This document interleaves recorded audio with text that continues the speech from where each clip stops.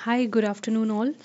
कैसे हैं आप सारे लोग और कैसी चल रही है आपकी प्रिपरेशन? तो आज के इस वीडियो में हम कंटिन्यू करने वाले हैं हमारे Indian political thought unit 3 of UGC net exam. तो उस डायरेक्शन में हम नेक्स्ट जो हमारे इंपॉर्टेंट थिंकर है उनको पढ़ने वाले हैं। The name of the thinker is Mahatma Gandhi. Obvious सी बात है, महात्मा गांधी को कौन नहीं जानता, और ये बहुत ही मेजर थिंकर बन के आते हैं हमारी इंडियन हिस्ट्री में as well as Indian philosophy में। ओके, तो सबसे पहले इनके बारे में इंट्रोडक्शन देख लेंगे, डिस्कस करेंगे। तो सब लोग जानते हैं इनका पूरा नाम मोहनदास करमचंद गांधी है। इनका जो जन्म है तो वो 2 अक्टूबर 1869 पोरबंदर गुजरात में हुआ था, और इनकी जो मृत्यु है वो जनवरी 13 1948 में न्यू दिल्ली में हुई थी। किन परिस्थितियों में हुई थी, आप you are all well aware. Okay, Nathuram Godse ने इन्हें मार दिया था, ठीक है, इस डेट को, वो भी चीज़ आपको याद रखनी है। Known as a father of nation Mahatma, तो ये महात्मा गांधी को राष्ट्रपिता भी कहते हैं, सारे लोग जानते हैं। और इनके अगर मेजर वर्क की बात करें तो जिसमें हिंदू स्वराज एक बहुत बहुत बहुत ज़्यादा इंपॉर्टेंट की कृति निकल कर आती है जो उन्होंने 1909 में लिखी थी, my experiment with the truth. एक अनदर इंपॉर्टेंट इनका वर्क है जो हमें पढ़ना है, जिसके बारे में हमें पता होना चाहिए, ठीक है।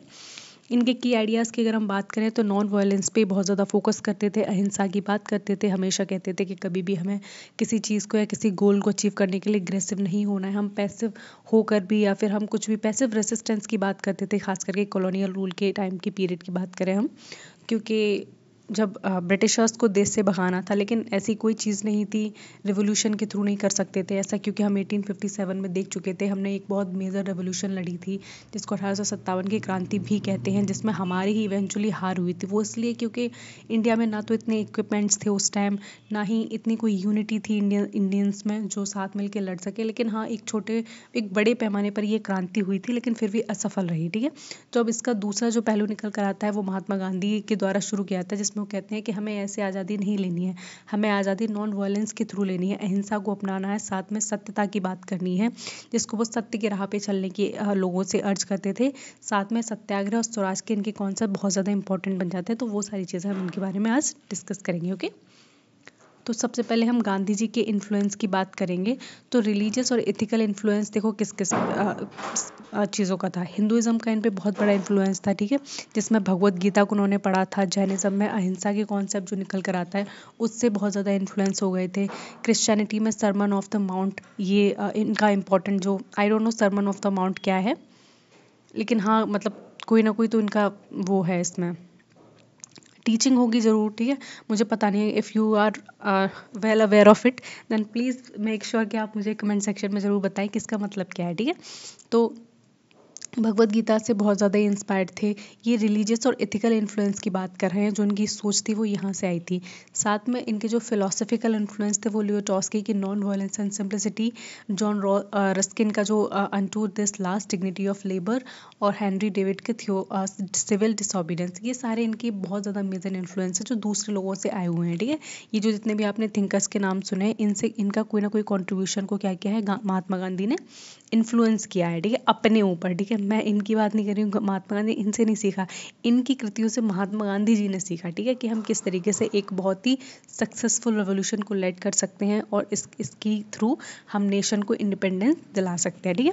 और अगर हम इंडियन थिंकर्स की बात करें, ऐसे कौन कौन से भारतीय थिंकर्स रहे हैं जिनका इन्फ्लुएंस रहा है महात्मा गांधी पर, तो वो गोखले रहे हैं और स्वामी विवेकानंद रहे हैं, जिसमें सर्विस एंड रिफॉर्म की बात करते हैं। स्वामी विवेकानंद की टीचिंग्स को आपने बहुत अच्छे से पहले ही पढ़ लिया है, ठीक है, तो आपको पता है वो किस तरीके की बात करते हैं कि हमें सेल्फ रिलायंस होना चाहिए, हमें सेल्फ सर्विस होनी चाहिए, ह्यूमैनिटी की बात करते हैं, इतनी अच्छी अच्छी बात करते हैं। तो ये सारे कॉन्सेप्ट जो महात्मा गांधी कहते हैं अपनी सोच में, विचारधारा में और अपने वर्क में, तो ये आते हैं उनके स्वामी विवेकानंद और गोखले के टीचिंग से, ठीक है। देन नेक्स्ट हम देखेंगे गांधी जी के कॉन्सेप्ट ऑफ ट्रुथ एंड अहिंसा को डिस्कस करेंगे यहाँ पर।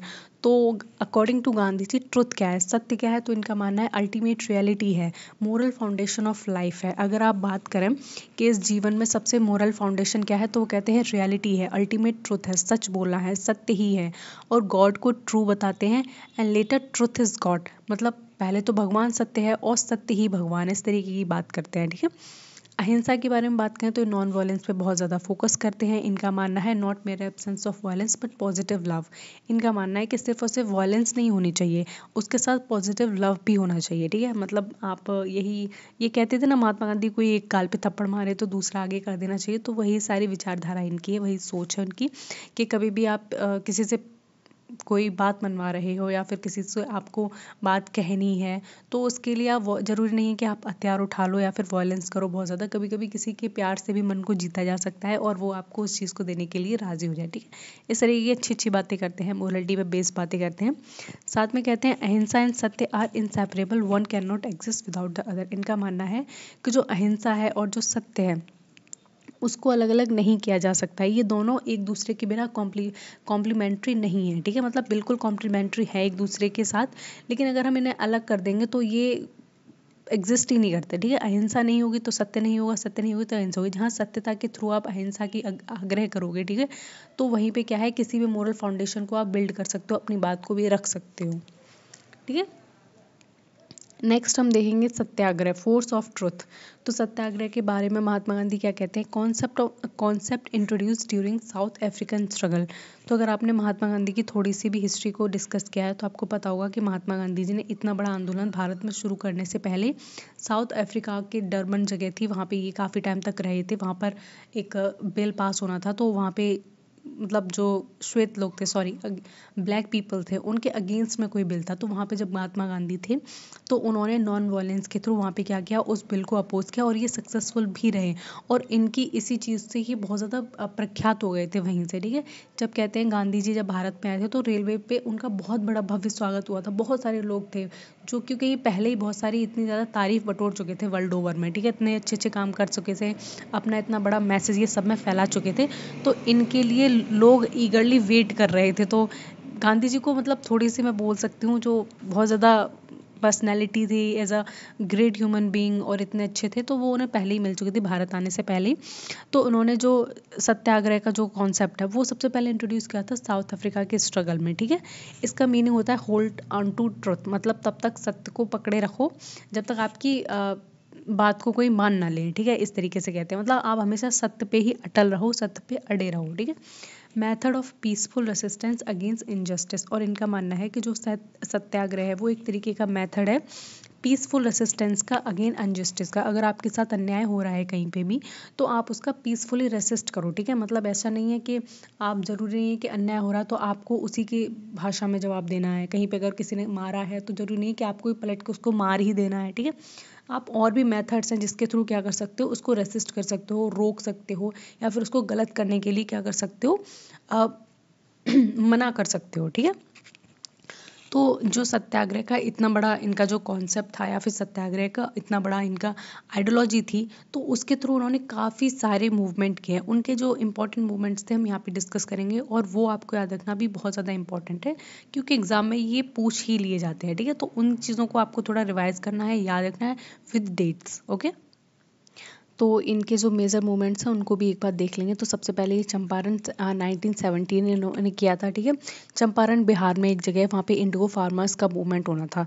इंडिगो एक कैश क्रॉप होती है, ठीक है। उस टाइम जब ब्रिटिशर्स की सरकार थी तो बंगाल, बिहार, उड़ीसा का जो रीजन था उसमें इंडिगो मतलब नील की खेती होती थी। तो उनके फेवर में उन्होंने क्या किया था, महात्मा गांधी ने एक सत्याग्रह किया था, एक आंदोलन किया था बड़ा, जो कि बहुत ज़्यादा सफल हुआ, ठीक है। बाद में जो इन्होंने दूसरा इंपॉर्टेंट जो मूवमेंट था वो किया खेड़ा आंदोलन, ये अहमदाबाद में था, 1918 में किया था। इसमें जो किसान हैं उनके टैक्स के रिलीफ की बात की गई थी, ठीक है। उनसे थोड़ा एक्स्ट्रा टैक्स लिया जा रहा था लेकिन उनकी फसल वगैरह ख़राब हो गई थी, इस तरीके की वो पूरी कहानी है। तो वहाँ पर महात्मा गांधी ने एक बहुत बड़ा सा स्ट्रगल किया था, ठीक है। बहुत बड़ा सत्याग्रह के थ्रू एक मूवमेंट चलाया था जो कि अगेन सक्सेसफुल रहा। Then non cooperation movement 1920 to 22 देखते हैं हम। फिर सिविल डिसोबीडियंस मूवमेंट 1930 to 34 देखते हैं। देन क्विट इंडिया मूवमेंट जो 1942 में चलाया था वो देखते हैं। तो जितने भी इन्होंने ये मूवमेंट चलाए हैं सारे के सारे मूवमेंट्स इनके बिल्कुल भी सक्सेसफुल रहे हैं, ठीक है। जो डिमांड्स इन्होंने रखी थी इन मूवमेंट्स के थ्रू वो ब्रिटिशर्स को फुलफिल करनी पड़ी और इनकी नीड्स के आगे झुकना पड़ा, ठीक है। तो इनके इस आइडिया को या फिर इनके इस तरीके को देख के बहुत सारे लोग बहुत ज़्यादा इन्फ्लुएंस हुए और बहुत सारे लोगों ने सोचा कि हाँ, महात्मा गांधी ने हमें कुछ ऐसा दिया है जिससे हम क्या कर सकते हैं, हम इस राज्य में सस्टेन कर सकते हैं, हम ब्रिटिशर से अपनी बात मनवा सकते हैं, ठीक है। तो ये बहुत अच्छी चीज़ थी। सत्य के लिए आग्रह करना वो इसको ऐसा मानते थे, लेकिन हाँ इसमें थोड़ा सा वायलेंस वगैरह नहीं था बिल्कुल भी, ठीक है।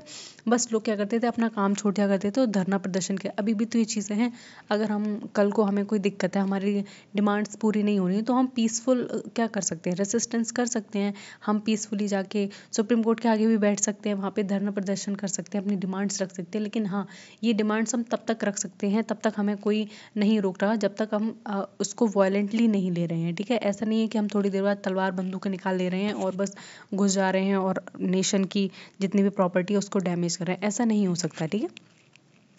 तो आई होप आपको यहाँ सत्याग्रह का कॉन्सेप्ट भी समझ में आ गया होगा। दूसरा इनका जो इम्पोर्टेंट कॉन्सेप्ट है वो हमें देखने को मिलता है स्वराज का कॉन्सेप्ट, जिसको सेल्फ रूल भी कहते हैं। पॉलिटिकली स्वराज का मतलब होता है independence from the British rule. अगर हम पॉलिटिकली देखें, ठीक है, राजनीतिक तरीके से अगर हम देखते हैं, जो स्वराज की उस टाइम पूरे भारत में और विश्व में मांग हो रही थी वो ब्रिटिशर्स के अगेंस्ट, वो इसलिए हो रही थी ताकि जिस जगह को ब्रिटिश लोगों ने कॉलोनी बना रखा है अपनी, वो उसको क्या करते हैं, छोड़ दें, ठीक है, उसको इंडिपेंडेंस कर दें और चले जाएं अपने नेशन में वापस, ठीक है। मोरल और इंडिविजुअल टर्म्स पे स्वराज का मतलब देखें तो इसका मतलब होता है सेल्फ कंट्रोल एंड डिसिप्लिन, ठीक है। जब आपके अंदर सेल्फ कंट्रोल आ जाता है और डिसिप्लिन आ जाता है तो उसको हम क्या कहते हैं, इंडिविजुअली स्वराज को अचीव करना कहते हैं, ठीक है। विलेज स्वराज का मतलब यहाँ पे है डिसेंट्रलाइज गवर्नेंस और द सेल्फ सफिशिएंट विलेजेस। ऐसे विलेजेस या फिर ऐसे ऐसे गांव जो सेल्फ सफिशिएंट हो, उन्हें किसी भी चीज़ की ज़रूरत नहीं पड़ रही है, ठीक है। देखो, गांव वालों को ज़्यादातर किसी चीज़ की ज़रूरत नहीं पड़ती है। हाँ, वो चीज़ अलग है कि टेक्नोलॉजी वगैरह इतनी आ गई है कि वो शहर से टेक्नोलॉजी ले जाते हैं, लेकिन हाँ, पहले की जो गाँव आप देखोगे या फिर पहले की जो इकोनॉमी थी वो हमें रूरल इकोनॉमी थी। ऑब्वियस सी बात है, ग्रास रूट लेवल से हम चीज़ों को उठाते थे, तब जाके बड़ी बड़ी जो सिटीज़ हैं, बड़े बड़े अर्बन सेंटर्स है, वहाँ पहुँचती थी। तो हमेशा से विलेजेस अपने आप में कैसे रहे हैं, सेल्फ सफिशिएंट रहे हैं, ठीक है। उनके पास देखो खेती है, ठीक है, और मतलब एयर पोल्यूशन, वाटर पोल्यूशन, ये सारी चीज़ें बिल्कुल भी नहीं है। उनके पास सोर्सेज हैं बहुत सारे, वो बहुत सेल्फ सफिशिएंट, ठीक है। उनके पास खुद की गवर्नमेंट है, गवर्नेंस अच्छा चला रहे हैं वो। तो इसी तरीके के विलेज लेवल पे जो महात्मा गांधी हैं वो जो स्वराज की बात करते हैं, तो इसी तरह के स्वराज की बात करते हैं जहाँ पे विलेजेस को सेल्फ सफिशिएंट होना चाहिए कम्प्लीटली और डिसेंट्रलाइजेशन होना चाहिए गवर्नेंस का। अगर कोई भी पॉलिसी सेंटर पे बन रही है, कोई पॉलिसी अगर दिल्ली में बन रही है, तो उसकी अचीवमेंट सबसे ज़्यादा कहाँ पहुँचनी चाहिए, विलेज लेवल पे पहुँचनी चाहिए। वहाँ पे जो लोकल लोग हैं या फिर वहाँ का जो मुखिया है, उसके पास भी इतनी पावर होनी चाहिए कि वो अपने कुछ डिसीजंस ले सके, ठीक है, अपने गांव के लोगों की भलाई कर सके, ठीक है। देखो, गांव में रहने वाले इंसान को ही पता होता है कि उसके गांव वालों को क्या चाहिए क्या नहीं चाहिए, या फिर गांव में रहने वाले लोग किन किन समस्याओं से परेशान हैं। तो इसलिए वो डिसेंट्रलाइजेशन का हमेशा से आइडिया किसने इंस्पायर किया है, गांधी जी ने इंस्पायर किया है, ठीक है। True democracy starts from the bottom village level. और इनका मानना था कि हमें सही में अगर भारत में एक लोकतांत्रिक देश को स्टैब्लिश करना है, लोकतंत्र भारत में लाना है, तो वो हमें शुरुआत कहाँ से करनी पड़ेगी, हमें गाँव से शुरुआत करनी पड़ेगी। हमें गाँव को आत्मनिर्भर बनाना होगा, उसके बाद हम देखेंगे कि किस तरीके से भारत ने लोकतंत्र को अचीव कर लिया है, ठीक है। अब हम यहाँ पे समझेंगे Gandhi ji view on state. Gandhi ji का स्टेट के बारे में क्या कहना था। स्टेट का मतलब सिंपल सी वही बात है, स्टेट समझ रहे हो ना। यहाँ पे जब हम स्टेट का कॉन्सेप्ट पढ़ते हैं तो उसका मतलब ये नहीं होता है कि हम एक पर्टिकुलर राज्य की बात कर रहे हैं। स्टेट का मतलब होता है हम एक नेशन की बात कर रहे हैं, पर्टिकुलर नेशन की बात कर रहे हैं। तो गांधी जी हैं, किसकी बात करेंगे, भारत के बारे में बात करेंगे या फिर पूरी दुनिया भर के नेशंस के ऑटोनॉमी के बारे में बात करेंगे, तो वो समझेंगे। तो गांधी जी कहते हैं the state is a necessary evil advocated for the minimal state intervention. देखो, उनका मानना है गांधी जी का कि जो स्टेट होता है, वो राज्य होता है, उसमें वो बहुत ज़्यादा ऐसा नहीं होना चाहिए कि वो बहुत ज़्यादा लोगों के बीच में इंटरफेयर कर रहा है, ठीक है। उसका इंटरवेंशन सिर्फ इतना होना चाहिए कि वो वेलफेयर के लिए ही काम करे और इसके अलावा कोई काम ना करे। मतलब गांधी जी ने ना ह्यूमन बींग्स को सेल्फ सेंट्रिक व्यू में रखा है, ठीक है, उनको सेंटर में रखा है और बाकी चीज़ें इर्द गिर्द घुमाई हैं, ठीक है। वो भी एक ईवल ही मानते हैं स्टेट को एक तरीके से देखा जाए, क्योंकि हमेशा से उन्होंने देखा है कि किस तरीके से ब्रिटिशर्स के रूल में हो गया या फिर अब तक की जैसी परिस्थितियाँ रही हैं उस टाइम की, तो स्टेट क्या कर रहा है, हर चीज़ को कंट्रोल कर रहा है, रिसोर्सेज को कंट्रोल कर रहा है, ह्यूमन लाइफ को कंट्रोल कर रहा है। अगर कोई खेती बाड़ी नहीं करना चाह रहा है भाई, तब भी उसको मार मार के ज़बरदस्ती खेती करवाई जा रही है। तो ये क्या है, ये बहुत गलत चीज़ है, ठीक है। इसीलिए उन्होंने स्टेट को एक नेसेसरी ईवल बताया है। उसी तरीके से ये कहते हैं कि स्टेट का इंटरवेंशन बिल्कुल ना के बराबर होना चाहिए, ह्यूमन लाइफ में भी होना चाहिए, इकोनॉमी में भी होना चाहिए और लोगों की इंडिपेंडेंस में भी होना चाहिए, ठीक है। And he also believe in stateless democracy based on corporation not coercion. और एक स्टेटलेस डेमोक्रेसी की बात करते थे जो कि लोगों के कॉपरेशन से बनी हो, ना कि उनकी कोअर्शन से, ठीक है। जबरदस्ती किसी ने थोपा हो उनकी सरकार को, वो अपने सर्वसम्मति से क्या करें, एक सरकार बनाए अगर बनाना चाहते हैं तो, ठीक है। और उसको क्या करें, उसको रूल करें और उसके अकॉर्डिंग खुद रूल हो, ठीक है। And he also criticise modern civilisation as materialistic and dehumanising Hind Swaraj. तो इनकी जो हिंद स्वराज है उस बुक में ये कहते हैं कि जो मॉडर्न सिविलाइजेशन है, आजकल की जो सिविलाइजेशन को ये बताते हैं, वो बहुत ज़्यादा मटीरियलिस्टिक हो गई है, पूरी तरीके से मटीरियल चीज़ों के पीछे भागती रहती है और उसके अलावा उसको कुछ नहीं दिखता है। और ये बहुत ज़्यादा डीह्यूमनाइज कर रही है। डीह्यूमनाइज का मतलब है लोगों के बीच में मानवता को ख़त्म कर रही है, ह्यूमंस को सेंटर में ना रखते हुए मशीन हो गए हैं लोग, ठीक है। तो ये सारी चीज़ें कौन कह रहा है, गांधी जी कह रहे हैं। नेक्स्ट हम इसमें देखेंगे गांधी जी इकोनॉमिक आइडिया। गांधी जी के इकोनॉमिक आइडिया क्या कहते हैं उनको हम यहाँ पे समझेंगे, ठीक है। तो इसमें गांधी जी अपोज करते हैं इंडस्ट्रियल कैपिटलिज्म को और एक्सेसिव सेंट्रलाइजेशन को, ठीक है। तो गांधी जी हमेशा से सोशलिज्म के बहुत ज़्यादा फेवर में रहे हैं और उन्होंने कैपिटलिज्म को हमेशा एक ईवल माना है, ठीक है। कैपिटलिज्म आई होप सारे लोग समझते होंगे। जब हम कैपिटलिज्म की बात करते हैं तो एक ऐसा पॉलिटिकल स्ट्रक्चर या फिर एक ऐसा इकोनॉमिक स्ट्रक्चर की बात करते हैं जहाँ पे एक स्टेट का बिल्कुल भी इंटरवेंशन नहीं होता है ह्यूमन बींग्स की पर्सनल लाइफ में, जिसके अकॉर्डिंग वो कुछ भी कर सकते हैं, कोई भी इंडस्ट्री लगा सकते हैं, कोई भी इकोनॉमिक एक्टिविटी कर सकते हैं, वेल्थ जनरेट कर सकते हैं। और जो कैपिटलिज्म होता है उसमें हमेशा ही जो बड़े लोग होते हैं, बड़े बड़े उद्योगपति होते हैं, वही फ्लरिश कर पाते हैं। जो न्यू कमर्स होते हैं या फिर जो छोटे मोटे इंडस्ट्रियल लोग होते हैं वो कभी भी सर्वाइव नहीं कर पाते हैं और इवेंचुअली उनका ब्रेक डाउन हो जाता है, ठीक है। तो इस चीज़ को बहुत ज़्यादा अपोज करते हैं गांधी जी। साथ में एक्सेसिव डिसेंट्रलाइजेशन को भी बहुत ज़्यादा क्या करते हैं, अपोज करते हैं। उनका मानना है कि जो सारी पॉलिसीज़ हैं या फिर जो जितने भी वेलफेयर के लिए हो गए, चाहे वो इकोनॉमी के लिए हो गए, चाहे वो पॉलिटिकल हो गए, उनका सेंट्रलाइजेशन नहीं होना चाहिए। ऐसा नहीं होना चाहिए कि एक पर्टिकुलर जगह में बैठा हुआ कोई इंसान इतना ताकतवर हो जाए कि पूरे नेशन के लिए क्या करे, वो पॉलिसी बनाए या फिर पूरे ही नेशन के लिए जिम्मेदार हो, या फिर मतलब कैसे पॉसिबल हो सकता है। आप खुद देखो, दिल्ली में बैठी सरकार, सिर्फ दिल्ली में जो बैठी है उसको नहीं पता ना केरला में क्या दिक्कतें चल रही हैं या फिर केरला के छोटे से गाँव में लोगों को कौन कौन सी समस्या हैं, क्योंकि हमारी पॉपुलेशन आप देखो, ये पॉसिबल हो ही नहीं सकता, ठीक है। इवेंचुअली डिसेंट्रलाइजेशन होना ही था। वो बात अलग है कि हाँ वो बाद में आया, 73rd और 74th कॉन्स्टिट्यूशन के थ्रू आया, कॉन्स्टिट्यूशनल अमेंडमेंट एक्ट के थ्रू आया, लेकिन आया क्योंकि हमें उसकी नीड लगी आगे चल के। साथ में गांधी जी एडवोकेट करते हैं ट्रस्टीशिप को, जिसमें कहते हैं कि जो वेल्थ होल्डर्स होने चाहिए वो सोसाइटी के रिसोर्सेज के बहुत ज़्यादा ट्रस्टीज होने चाहिए, ठीक है। उनके ऊपर भी एक इस तरीके की जिम्मेदारी होनी चाहिए कि जो सोसाइटी का वो रिसोर्सेज यूज़ कर रहे हैं उसके वो लोगों के वेलफेयर में भी क्या करें, इस्तेमाल करें, ठीक है। And he also promoted the self reliance through cottage industries and khadi. और उनका मानना है कि भारतवासियों को या फिर भारत को आत्मनिर्भर होना चाहिए पूरी तरह, चाहे वो छोटी छोटी इंडस्ट्रीज लगा के हो, चाहे वो खादी के प्रमोशन से हो, ठीक है। तो आप भी अच्छे से जानते हो गांधी जी हमेशा खादी को प्रमोट करते थे। कहते थे कि जो स्वदेशी चीज़ें हैं उनको अपनाओ और जो विदेशी चीज़ें भले आपको सस्ते में मिल रही हैं उनका आप क्या करो, उनको डिस्कार्ड करो, उनको इस्तेमाल मत करो, ठीक है। तो ऐसे किसी मूवमेंट का मतलब देखने को मिलता है हमें एक इंसिडेंट छोटा सा। वहाँ पे एक आदमी भीड़ में से कहता है कि गांधी जी खादी बहुत महंगी है, हम उसको कैसे पहन सकते हैं। तो उस पर गांधी जी सलाह देते हैं कि तुम कम कपड़े पहनो। और आपने देखा होगा गांधी जी ने भी अपनी पूरी ज़िंदगी उसके बाद एक सिंगल धोती टाइप का जो होता था उसको लपेट के ही निकाल दी, ठीक है। तो गांधी जी ना कहते नहीं थे भाई उसको, फिर वो खुद फॉलो करते थे ताकि लोगों ने देख के इंस्पायर हों। अब मैं कह रही हूँ कि हाँ आप लोग सादा जीवन जियो, उच्च विचारों को, लेकिन अगर मेरे ही थॉट मेरी लाइफ स्टाइल से बहुत ज़्यादा कॉन्ट्रडिक्ट करेंगे तो आप लोग तो फिर ढोंगी बोलना शुरू कर देंगे ना। अगर मैं बड़ी बड़ी महंगी गाड़ियों में घूम रही हूँ, मस्त खा पी रही हूँ और मैं लोगों को ये बोल रही हूँ कि नहीं सादा जीवन जियो, ये करो वो करो, तो ये चीज़ें गलत हैं। तो गांधी जी ऐसे एग्जाम्पल सेट करने के लिए खुद भी इसी तरीके की लाइफ स्टाइल में रहते थे, सात्विक भोजन करते थे और खादी पहनते थे, ठीक है। और उन्हें हमेशा चरखे के साथ दिखाया जाता है, जो एक सिंबल बन जाता है कि वो ये कहते हैं कि भारत में रहने वाले हर इंसान को क्या होना चाहिए, सेल्फ रिलायंस होना चाहिए, आत्मनिर्भर होना चाहिए और यहीं से अपनी रोजी रोटी कमानी चाहिए, ठीक है। और छोटी छोटी कॉटेज इंडस्ट्रीज की बात करते हैं जिसमें कहते हैं हर घर में उद्योग होना चाहिए, ठीक है। हर घर से कुछ ना कुछ चीज़ें बननी चाहिए, प्रोडक्ट बनने चाहिए और वो मार्केट में सेल होने चाहिए, लेकिन वो हमारे ही देश के होने चाहिए, ना कि विदेशी कोई सामान होना चाहिए, ठीक है। And he also emphasise on Sarvodaya welfare of all. और उन्होंने बहुत ज़्यादा एम्फोसाइज इस बात पे भी किया कि सर्वोदय होना चाहिए जिसमें वेलफेयर ऑफ ऑल की बात करते हैं, ठीक है। आज हम लोग इतने ज़्यादा अलग अलग हो गए हैं, हम सिर्फ अपने बारे में सोचते हैं, लेकिन जब गांधी जी का टाइम था तो वो कहते हैं नहीं हमें ऐसा नहीं करना है, हमें दूसरों के बारे में सोचना है, हमें समाज के बारे में सोचना है, समाज में जो गरीब वर्ग हैं उनके बारे में सोचना है। तो हर वर्ग को ये साथ लेके चलते थे, हर वर्ग की ये बात करते थे, ठीक है। गांधी जी सोशल फिलोसफी, गांधी जी की सोशल फिलोसफी क्या कहते हैं उसको भी समझेंगे। वो क्रिटिसाइज करते थे अनटचेबिलिटी को और प्रमोट करते थे इक्वालिटी को और डिग्निटी ऑफ ऑल को, ठीक है। तो जिस तरीके से भारत में उस टाइम की सिचुएशन थी कि बहुत ज़्यादा छुआछूत फैला हुआ था, ठीक है, कास्ट डिवीज़न बहुत था, छोटी कास्ट बड़ी कास्ट, इस तरह की चीज़ें चलती थी, इंटर डाइनिंग नहीं होती थी, इंटर कास्ट मैरिजेस तो फिर भूल ही जाओ, ठीक है।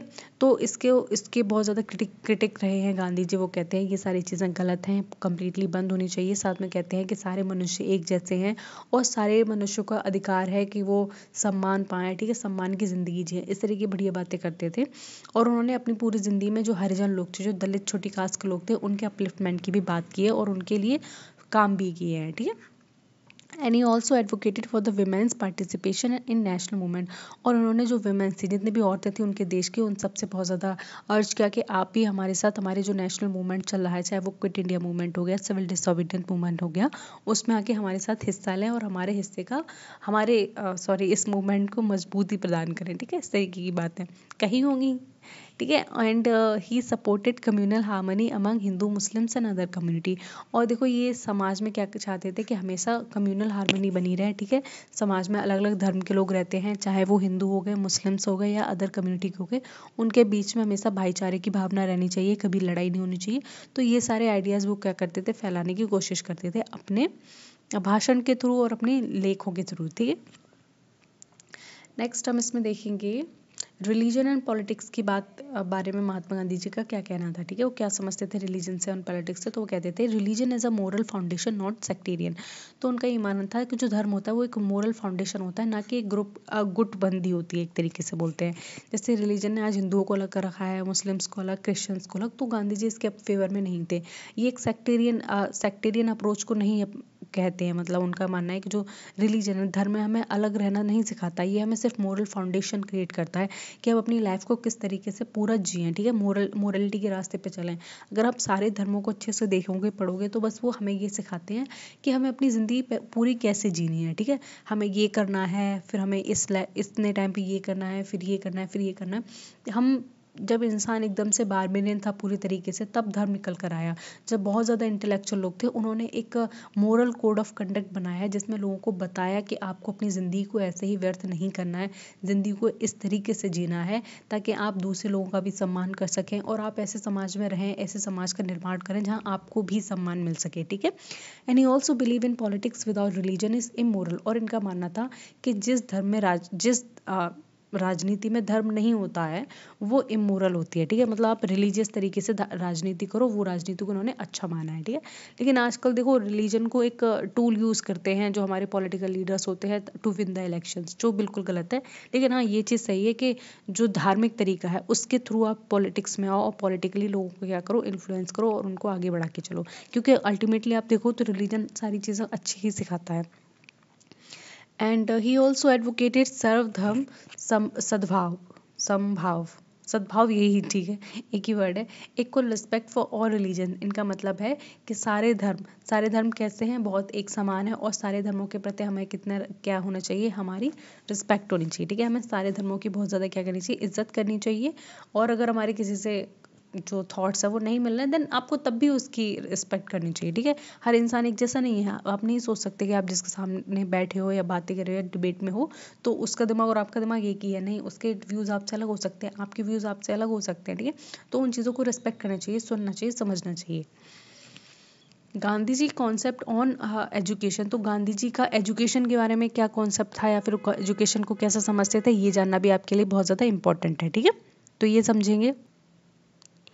तो गांधी जी जो एजुकेशन के बारे में उनका मानना था नई तालीम और the basic education learning through productive work. तो उनका मानना था जो बेसिक एजुकेशन होनी चाहिए इंडियंस की, वो इस तरीके की होनी चाहिए कि वो लर्न करें प्रोडक्टिव वर्क के थ्रू। मतलब मैंने बताया था आपको, आपने अगर स्वामी विवेकानंद के बारे में जब अच्छे से पढ़ा था तो उन्होंने बताया था कि हमें ऐसी एजुकेशन लेनी चाहिए जो क्रिएटिविटी पे बेस्ड हो, जो नेचर के आसपास रह के बेस्ड होती है। तो उसी तरीके की बात कौन कर रहे हैं, गांधी जी कर रहे हैं। साथ में ये कह रहे हैं कि ऐसी एजुकेशन मिलनी चाहिए हर बच्चे को, ठीक है, जो जो कि उसकी बॉडी का, माइंड का और उसकी स्पिरिट का क्या करे, डेवलप करे। ठीक है, स्पिरिट मतलब होता है उसके अंतरात्मा का, उसके दिमाग का और उसके शरीर का विकास करे। And also focus on moral and character building rather than bare literacy. और ये भी मानना था इनका कि शिक्षा हमेशा ऐसी होनी चाहिए जो मोरलिटी पे बेस्ड हो और कैरेक्टर बिल्डिंग करे। ठीक है, आपका व्यक्तित्व बनाए, आपकी सोच को बहुत ज़्यादा क्या करे, डेवलप करे और आपका कैरेक्टर बनाए। ठीक है, और उसका सिर्फ ये उद्देश्य नहीं होना चाहिए कि वो आपको सिर्फ पढ़ा रहा है या फिर आपने पढ़ लिया है। आपको ऐसी अच्छी एजुकेशन हमेशा मिलनी ही चाहिए जिसमें आपका क्या हो, ओवरऑल डेवलपमेंट हो।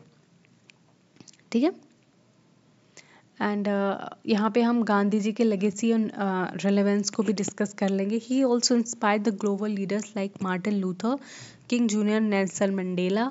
देखो, गांधी जी के जो आइडियाज थे सत्याग्रह को लेकर, उससे ना बहुत सारे नेशंस इंस्पायर हुए, खास करके जिनके नाम मैंने लिए, मार्टिन लूथर हो गए और नेल्सन मंडेला हो गए।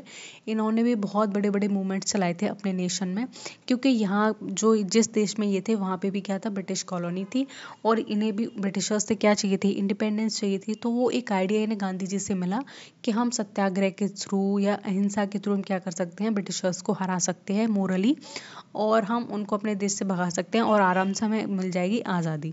ठीक है, तो बहुत ज़्यादा लोगों को उन्होंने इन्फ्लुएंस किया, जिसमें इनका इन्फ्लुएंस और रिलेवेंस हमें देखने को मिलता है कॉन्फ्लिक्ट रेजोल्यूशन में, एनवायरमेंटल सस्टेनेबिलिटी में और डिसेंट्रलाइज्ड डेमोक्रेसी में। ठीक है, तो इनके ये कोर कॉन्सेप्ट और कोर आइडियाज़ हैं, ये भी आपको पता होने चाहिए।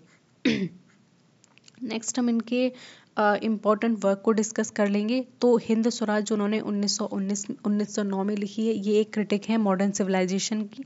ठीक है, उनका मानना है कि जो आज की आधुनिक तकनीकी है या फिर आधुनिक जो सभ्यता है वो बहुत ज़्यादा कैसी है, डिग्रेडेटेड है। ठीक है, लोगों को उसमें ह्यूमनाइज नहीं समझा जाता है, लोगों को परेशान करती है या फिर बहुत ज़्यादा मटीरियलिस्टिक बना रही है, लोगों को मशीन बना रही है, इस तरीके की बात करी है। दूसरी इंपॉर्टेंट की बुक निकल कर आती है माई एक्सपेरिमेंट विद ट्रुथ, जो कि इनकी एक ऑटोबायोग्राफी है जिसमें मोरल जर्नी की बात करते हैं। कंस्ट्रक्टिव प्रोग्राम में ये ब्लूप्रिंट करते हैं सोशल रिकंस्ट्रक्शन का, किस तरीके से हम क्या है समाज में बदलाव लाएंगे और समाज को दोबारा से सुधारेंगे। ठीक है, नेक्स्ट हम इनका देखेंगे कंक्लूजन। ऑलमोस्ट खत्म हो गया महात्मा गांधी के बारे में। ठीक है, तो Gandhi ji political thought integrate ethical, religion and politics. तो गांधी जी के पॉलिटिकल थॉट्स है वो इंटीग्रेट करते हैं एथिक्स को, रिलीजन को और साथ ही के साथ राजनीति को भी। ठीक है, and he also advocate self rule through self discipline. और वो कहते हैं कि हम सेल्फ रूल को क्या कर सकते हैं, अचीव कर सकते हैं अगर हमारे अंदर सेल्फ डिसिप्लिन हो। ठीक है, अगर एक बार आप डिसिप्लिन में आ गए तो आप भाई अपने आप को आराम से रूल कर लोगे, जैसा चाहोगे वैसा बना लोगे अपने आप को। ठीक है, जो अचीव करना चाहोगे वो चीज़ आपको मिल जाएगी आराम से।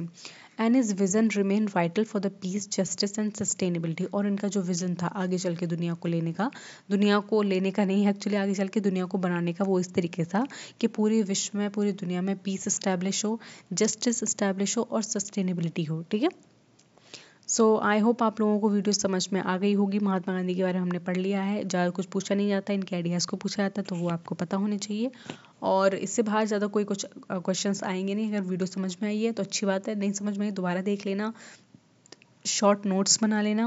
Okay, and so this is all about Mahatma Gandhi. So take care, पढ़ते रहो, बाय बाय।